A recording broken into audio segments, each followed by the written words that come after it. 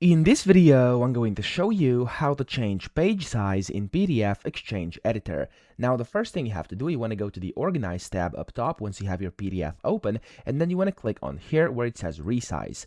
Now, from here, first you have to select your page range. So if you would like to, of course, resize or change page sizes of all these pages, you can just click on all, but of course, you could just do the current page, so this is the one you're currently viewing, or you could also do custom, which is completely up to you. I'm just going to resize the current page over here, and then of course you could go to the paper size over here, change units if you want to, and then here you could basically do custom, growth, scale, standard, or by page, and you could of course modify this width and the height over here as well. However, I do think the easiest way to do this is simply by going to the right over here and actually zooming out, and you could also do like fit page if you want to, and you want to zoom out, and this is basically kind of going to show you your page here.